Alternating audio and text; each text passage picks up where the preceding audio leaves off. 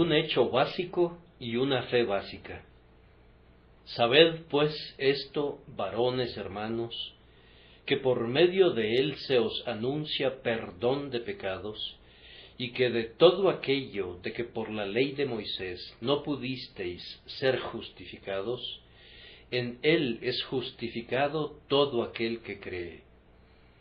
Hechos 13, 38, 39.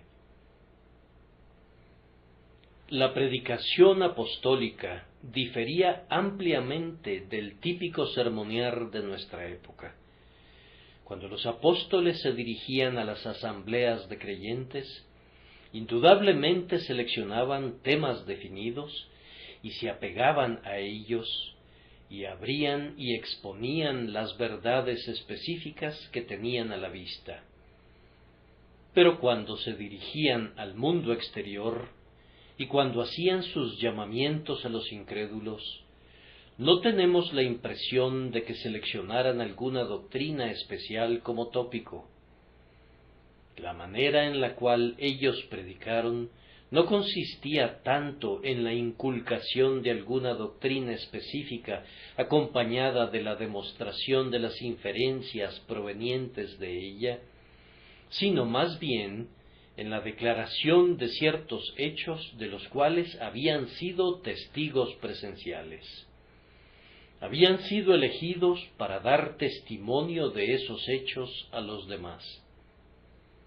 Vean el sermón de Pedro en Pentecostés, o el sermón del mismo apóstol dirigido a Cornelio, o el registro de la predicación de Pablo en Perge o en Antioquía, y encontrarán que esos discursos eran un argumento tomado de las Escrituras que declaraba que, como Dios había prometido desde tiempos antiguos enviar a un Salvador, entonces Jesucristo vino al mundo, vivió una vida santa, fue muerto después de ser falsamente acusado, y fue puesto en el sepulcro, resucitó de nuevo al tercer día, y después ascendió al cielo, de conformidad al testimonio de los profetas. De él dijeron que todo aquel que creyera en este hombre, que era Dios verdadero, sería salvado por él.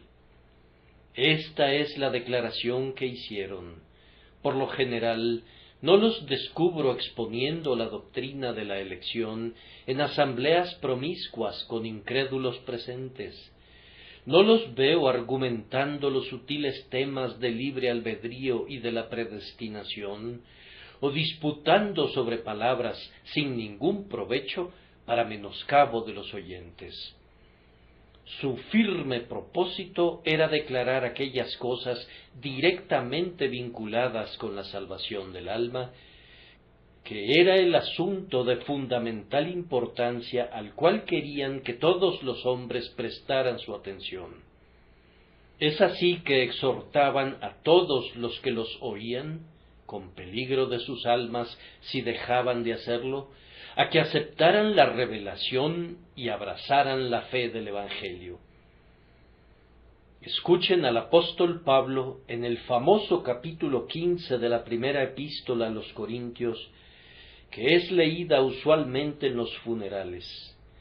Dice allí: además os declaro, hermanos, el Evangelio que os he predicado.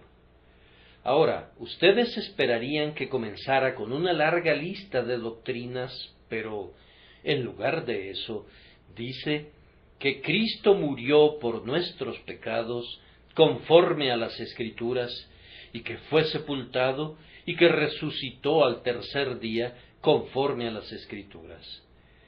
Eso es lo que Pablo describe enfáticamente como el Evangelio.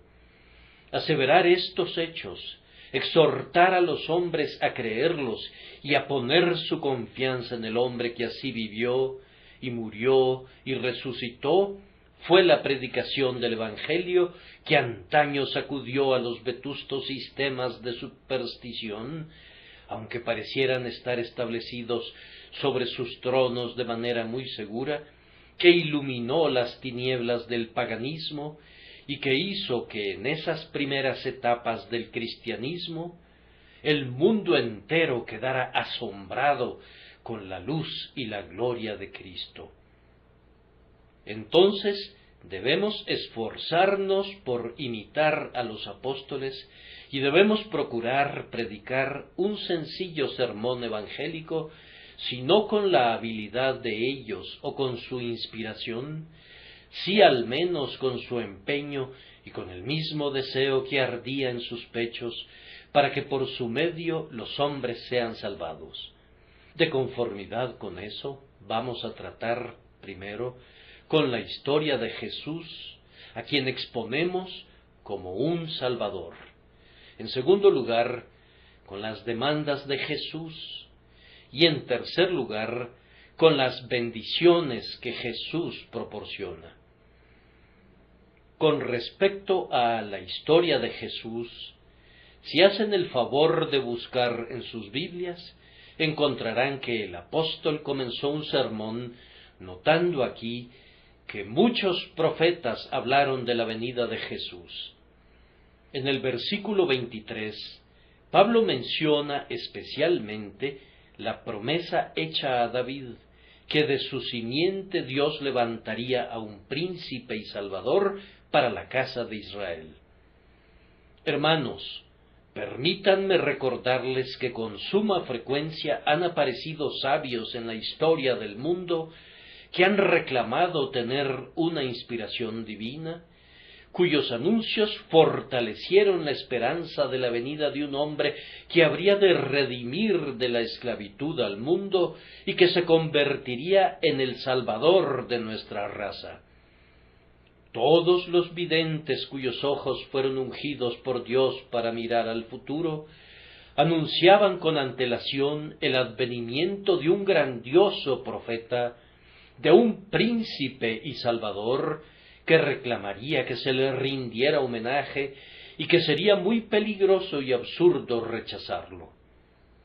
Estos profetas han aparecido en varios tiempos y en diversos lugares, y sin ninguna connivencia han proclamado al unísono lo mismo. La mayoría de ellos selló con su sangre su testimonio. ¿A cuál de los profetas no persiguieron vuestros padres? Con todo, pese al extremo sufrimiento o a la muerte violenta, parecieran haber sido impelidos por un divino furor interno para proclamar, incluso hasta el fin, que vendría uno que destronaría al antiguo reino de terror y al antiguo orden de ceremonias externas, para introducir un reino espiritual y para redimir al mundo de sus pecados y aflicciones. Esa refulgente estrella de esperanza resplandeció de manera sumamente brillante en la tierra favorecida de Judea a través de la noche oscura de largos años y lúgubres vigilias. Finalmente apareció un notable individuo que había sido anunciado con antelación por algunos de aquellos profetas. Ellos habían dado a entender que antes de que llegara el hombre prometido, el Mesías, habría un precursor, alguien como Elías. Elías vendría primero. Ahora, el tisbita, cuya carrera había sido tan memorable en Israel, era un hombre de mucha santidad, pero de poco refinamiento. Su vestimenta era tosca, su dieta frugal, su porte austero y su forma de expresión era enfática e incluso vehemente. Parecía ser un fuego personificado, si pudiera darse tal cosa, pues así de fuerte era su pasión y así de audaz era su valor. Puso el hacha a la raíz de todo pecado, y no se acobardó delante del rostro de ningún hombre, sin importar su alta posición o sus elevadas pretensiones. Bastaba que detectara un mal, y lo denunciaba con todo su poder. 18 siglos han transcurrido desde que apareció en el desierto, cerca del río Jordán, otro hombre cuyo vestido era de pelo de camello y cuya comida eran langostas y miel silvestre, un hijo del desierto, asceta en sus hábitos, con un ministerio que le pertenecía específicamente, censuraba los vicios de la época con aire desafiante y llamaba a los hombres al arrepentimiento con clangores de trompeta, hasta que toda Judea se sorprendió con el fenómeno y las multitudes provenientes de ciudades y aldeas se agolpaban para oír su predicación. Arrepentíos, porque el reino de los cielos se ha acercado. El punto culminante de sus exhortaciones fue este: He aquí el Cordero de Dios. Búsquenlo, mírenlo, recurran a él, pues él quita el pecado del mundo. Su misión era enderezar calzada en la soledad para la venida del Señor, de quien se declaró indigno de desatar la correa de su calzado. Finalmente llegó el Salvador prometido desde hacía mucho tiempo. De la privacidad de su hogar en Nazaret, donde había sido criado, llegó al río Jordán. Me abstengo de hablar de su nacimiento milagroso y de su infancia. Apareció en el desierto donde Juan ministraba junto a los vados del Jordán y solicitó el bautismo. Y cuando salía del agua, el Espíritu Santo descendió sobre él como paloma, y muchos testigos oyeron una voz que decía: Este es mi Hijo amado, a él oíd. Este hombre, este portentoso individuo que ahora se había vuelto abiertamente manifiesto, vivió una vida pública de extraordinaria benevolencia, en la que había una mezcla de humildad profunda y de poder divino, la vida más memorable que haya sido registrada. La imaginación no ha soñado nunca algo que la iguale. Quienes han reflexionado mucho sobre la virtud han sido totalmente incapaces de construir, partiendo de su invención, la historia de una vida que pudiera asemejársele o compararse con ella en pureza o simetría, una vida en la que no había tanto una virtud prominente como todas las virtudes divinamente mezcladas. Manso como un cordero, intrépido como un león, severo en contra de la hipocresía, siempre tierno para con el pecador, especialmente cuando las gotas de las lágrimas del arrepentimiento relucían en sus ojos. Un hombre que rasgó en pedazos todas las antiguas formalidades, que denunció el conocimiento de los rabinos, y que vino solo con su propia fuerza de carácter y el testimonio de Dios para decir verdades que, como la luz, son evidentes en sí mismas, verdades que soportan la prueba del tiempo y que resisten los cambios de las circunstancias, verdades que habrán de soportar incólumes cuando el viejo mundo haya pasado, verdades que han liberado a las mentes de los hombres de los grilletes de la superstición, verdades que han alegrado a las hijas de la desesperación, verdades que han sido siempre sumamente aceptables para los pobres y los necesitados, verdades que han elevado a la humanidad desde la misma primera hora en que fueron proclamadas por primera vez, verdades que han atraído discípulos a lo largo de las edades y han llenado el cielo con sus admiradores que se postran delante del glorioso Hijo de Dios y lo adoran, verdades que todavía harán brillar a este mundo con la luz del cielo. Ahora, ese hombre vivió una vida perfectamente intachable, tan irreprochable que cuando sus enemigos buscaron su muerte, no encontraron nada que pudieran imputarle, y por tanto tuvieron que acusarlo y condenarlo por medio de falsos testigos. El punto culminante de su historia para el cual les pedimos siempre su más devota atención, y del cual los apóstoles dieron siempre el más vehemente testimonio, fue este, que fue crucificado. Algunos suponen que sería prudente ocultar eso. Este grandioso Maestro, este ser prometido, este hombre divino, pues fue hombre y sin embargo Dios, Dios perfecto y hombre perfecto, en realidad murió la muerte de un criminal. Fue tomado por manos impías, azotado, obligado a cargar su cruz, y luego fue clavado al madero en el Calvario, y allí murió. Pero debemos decirles la interpretación que presta un encanto a esta información. Murió allí en sustitución del hombre. No tenía ninguna culpa propia, pero fue designado por Dios para cargar con todos los pecados de su pueblo, de hecho, con el pecado de todos los hombres que creen en él. Él fue castigado para que ellos no fueran castigados. Llevó el castigo que correspondía a todos los creyentes, para que ellos fueran liberados del espantoso castigo que la justicia exigía de ellos. De hecho, subió a ese madero con la carga de toda la culpa de todos los que habían creído y de todos los que habían de creer, asinada sobre sus hombros, y debido a la excelencia de su naturaleza, siendo Dios, sus sufrimientos hicieron expiación por toda la culpa de toda esa vasta multitud. Fue una vindicación de la justicia de Dios de tal magnitud, como si todos esos millones de millones hubiesen sido arrojados en el infierno para siempre. Aquí estaba el hecho.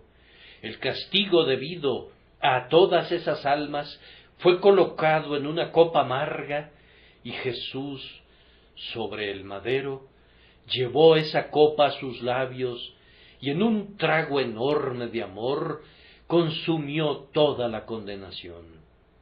Bebió hasta las heces toda la ira que Dios tenía contra su pueblo ofensor, pecador, culpable y condenado, y por ello el pueblo fue absuelto.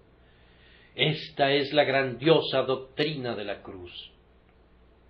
Dios estaba en Cristo reconciliando consigo al mundo, no tomándoles en cuenta a los hombres sus pecados. Cuando fue bajado de la cruz, fue puesto en el sepulcro. Allí permaneció su cuerpo sagrado durante 3 días, pero en la mañana del tercer día, por su propio eterno poder y deidad, resucitó del sepulcro, puesto que no podía ser retenido por las ataduras de la muerte, y ahora vive, y en adelante vive para siempre. En este instante, el hombre que nació de la Virgen en Belén, que fue muerto en debilidad por Poncio Pilato, pero que fue resucitado en poder, habiendo ascendido a lo alto después de su resurrección, se sienta a la diestra del Padre, donde, como hombre, aunque siendo Dios, intercede con Dios incesantemente por nosotros, y por su eterno mérito salva a todos los que ponen su confianza en Él. Estos son hechos históricos expuestos por el Evangelio para ser creídos con seguridad. Algunos los consideran fábulas de ancianas. Que piensen lo que quieran, se pierden del beneficio que la fe básica seguramente les proporcionaría. Sobre sus propias cabezas recaiga la culpa, pues sobre sus propias almas vendrá la aflicción. Muchos de nosotros podemos aseverar con nuestras manos sobre el pecho que hemos probado la verdad de todo lo que está escrito en el libro. Estas preciosas verdades han ejercido una poderosa fascinación en nuestras propias vidas. Creer en ellas nos ha capacitado para vencer a nuestras pasiones y ha sido la palanca que nos ha levantado y sacado de nuestra depravación. Estas verdades son nuestro indefectible solaz, mientras como criaturas estemos sujetos a la vanidad, y en la hora de la muerte serán nuestro socorro y apoyo, tal como decenas de miles de personas antes que nosotros han comprobado que lo son. Con la historia de Jesús tan claramente ante nuestra vista, preguntemos ahora, ¿cuáles son las exigencias de Jesús? Él demanda, como el ser que vive eternamente, que aceptemos que es lo que profesa ser si queremos obtener cualquier beneficio de él. Profesa ser el Mesías, ungido y comisionado de Dios. ¿Crees tú eso? Leyendo las profecías concernientes a él, ¿ves tú cuán exactamente encaja como la llave encaja en las guardas de la cerradura? Si ves eso, me alegro. Además, él exige que lo recibas como Dios. Esta es su profesión, que Él es Dios sobre todas las cosas, bendito por los siglos, Dios encarnado. Él caminó sobre las olas del lago de Genezaret, resucitó de los muertos, sanó a los enfermos, multiplicó los panes y los peces, detuvo a los vientos, calmó a la tormenta. Él ha hecho todas las cosas que sólo Dios puede hacer. Él fue omnipotente incluso aquí abajo como hombre. Acéptalo entonces como Dios verdadero. Si tú lo haces inteligentemente y sinceramente, me alegro. Y lo aceptarás ahora como tu sacerdote, y no aceptarás a nadie más en la tierra. Para tenerlo a él, debes renunciar a todo lo demás, pues has de saber con toda seguridad que nuestro sumo sacerdote no estará junto a ningún otro sacerdote. Recurre únicamente a él para la expiación, para la intercesión y para la bendición. Él se ofreció a sí mismo como un sacrificio, se entregó por los pecados de su pueblo. Cree en él como tu sacerdote y cree en sus sufrimientos y muerte como tu sacrificio. Lárguense ustedes, sacerdotes de Roma. Váyanse también ustedes, sacerdotes de cualquier otro orden. Que se marche cualquier vano pretendiente al sacerdocio. A quien ha entrado al lugar santísimo no hecho con manos, le pertenece el privilegio exclusivo del sacerdocio. Nuestro Señor Jesucristo es el único sacerdote de la casa de Dios. Los miembros de su pueblo se convierten en sacerdotes a través de él, cada uno de ellos. Sí, reyes y sacerdotes según el orden de Melquisedec, pero ahora no reconocemos ninguna superchería sacerdotal. La religión de Jesús desaprueba y denuncia todas las pretensiones prelaticias. Proclama para siempre el derrumbe de la jerarquía de los hombres, con todo su vacío engreimiento y su inflada arrogancia, sus sotanas y sus vestimentas, sus roquetes de mangas estrechas y sus gorros, su vana jactancia y sus mojigatos juegos con los dedos, con toda su influencia preternatural que se supone que emana de las manos de un obispo. Jesús es el único sacerdote. ¿Lo recibirás como tal? Entonces yo me regocijo de que seas iluminado así. Sin embargo, has de saber que Él reclama ser tu rey. Tienes que hacer lo que te pida. Debes ser su súbdito, debes observar sus estatutos y debes guardar sus mandamientos. ¿Eres su súbdito? Entonces Él es tu amigo. Tú serás incluso su hermano y vivirás cerca de Él como alguien muy amado para Él, en afectuosa comunión con Él. Aunque esté en el cielo, se revelará a ti en la tierra. Ahora, ¿estás dispuesto a aceptarlo como tal? como tu profeta, de tal manera que has de creer todo lo que te enseña?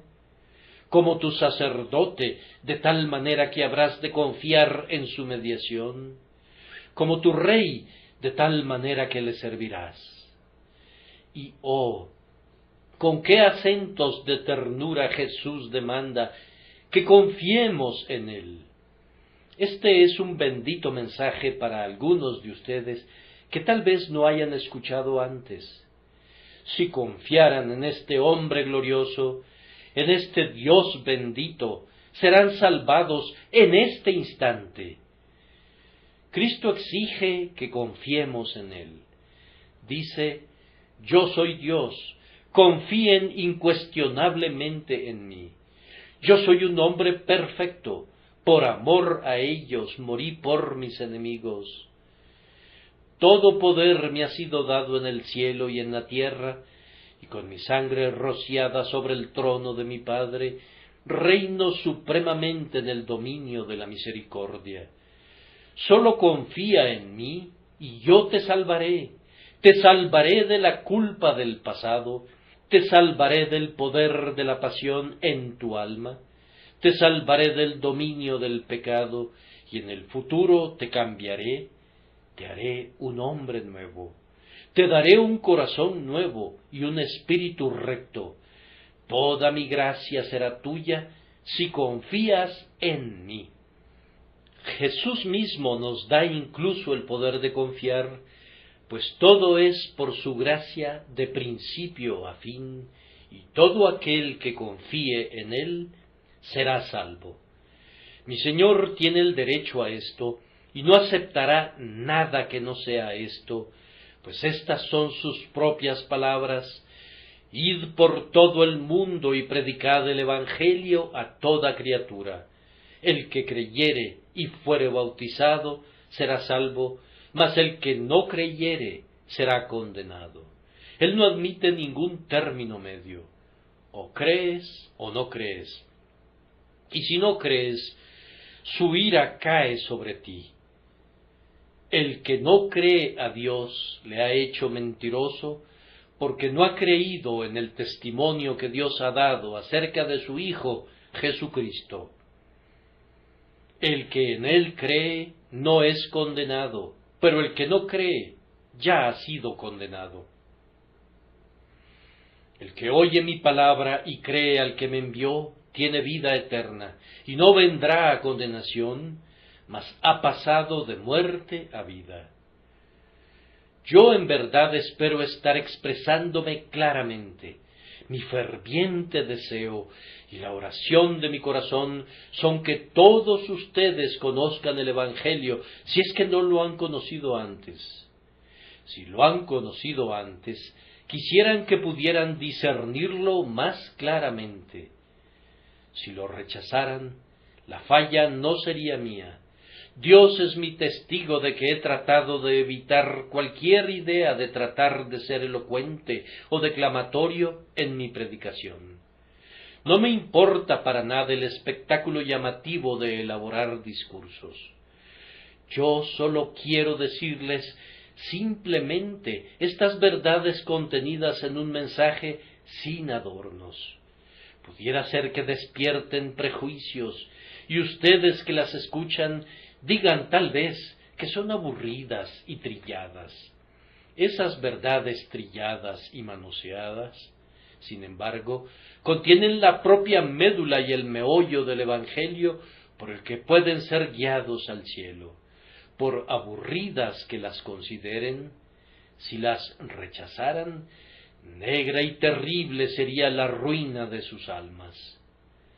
Los exhorto, por tanto, delante de Jesucristo, que juzgará a los vivos y a los muertos, a que recuerden estas pocas cosas elementales, viendo que involucran su esperanza o su desesperación, su salvación o su perdición por toda la eternidad. No hay otra puerta al cielo fuera de esta, no hay ningún otro portón de entrada al paraíso fuera de éste. Dios estaba en Cristo reconciliando consigo al mundo, no tomándoles en cuenta a los hombres sus pecados, y nos encargó a nosotros la palabra de la reconciliación. Él ha diseñado para nosotros un camino de redención. Confiando en Él, seremos salvos. Rechazándolo, estaremos perdidos. Jesús exige de ustedes que no confíen en ustedes mismos, que no piensen que son lo suficientemente buenos, que no imaginen que alguna vez pueden ser lo suficientemente buenos por ustedes mismos, que no confíen en ninguna ceremonia, que no dependan de ningún hombre, que no alienten alguna esperanza del cielo por medio de algún razonamiento o resolución propios, sino que justo ahora pongan toda su confianza en Él. Aunque pareciera ser demasiado bueno para ser cierto, con todo, es cierto que si tú fueras el peor de los pecadores, contaminado con las más viles lascivias y degradado con los crímenes más horrendos, y aunque tus pecados fueran de un tinte escarlata, y su recuerdo te persiguiera como espectros fantasmales, si tú confías en Jesús, a quien Dios ha puesto como propiciación, recibirás un perfecto perdón de Dios, el Padre Eterno, y se te dará poder para vencer esas mismas transgresiones a las cuales estás inclinado, para que no caigas en ellas de nuevo. Oh glorioso Evangelio del siempre bendito Dios, quisiera que los hombres tuvieran corazones para recibir y dar la bienvenida a sus provisiones de gracia. Las bendiciones que Jesucristo otorga a todos los que confían en Él. Nuestro poder para enumerar esas bendiciones se ve sobrepasado con creces. Por medio de Él se os anuncia perdón de pecados.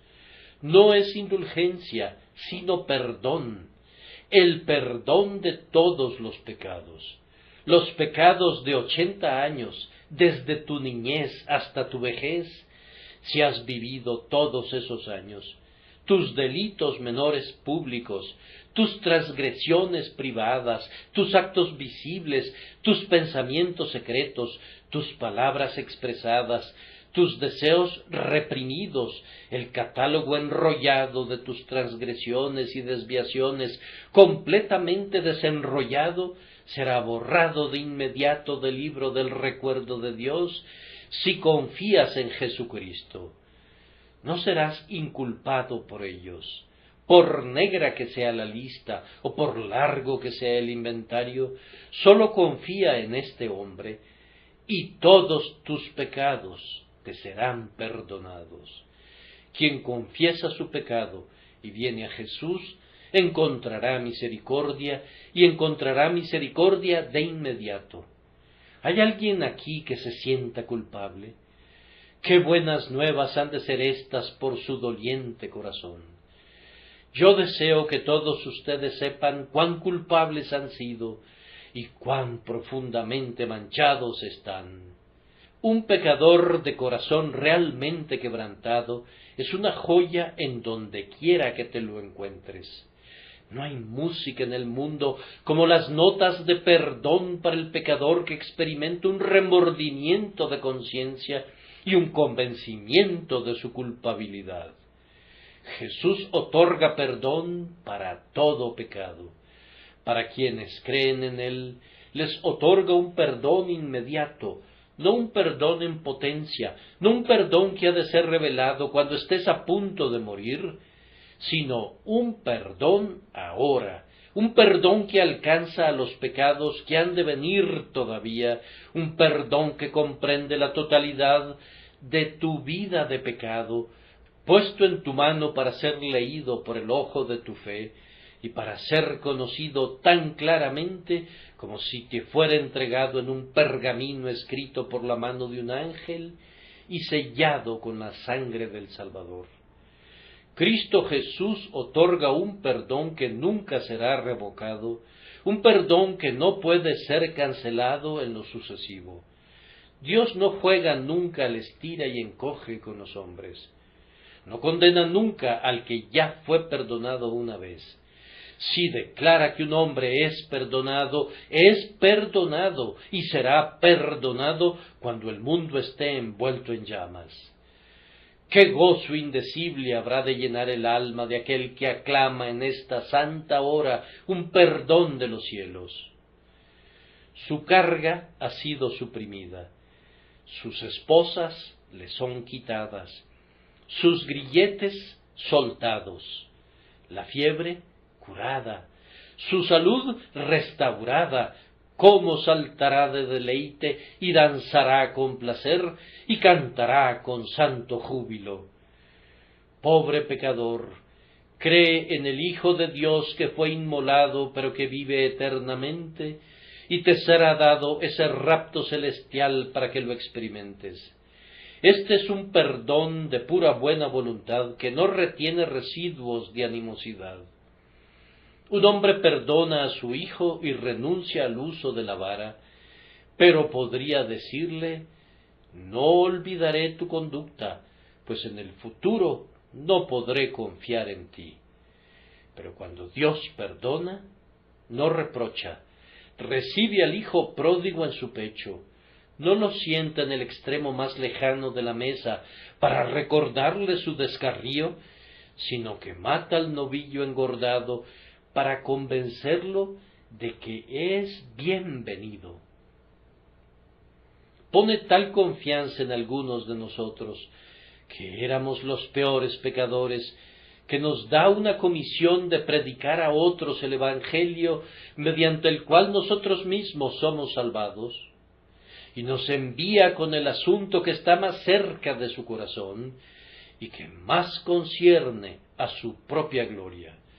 Oh, sí, es un bendito perdón que barre toda la extensión de la ruina humana y nos redime y nos resarce de las pérdidas experimentadas por haber pecado.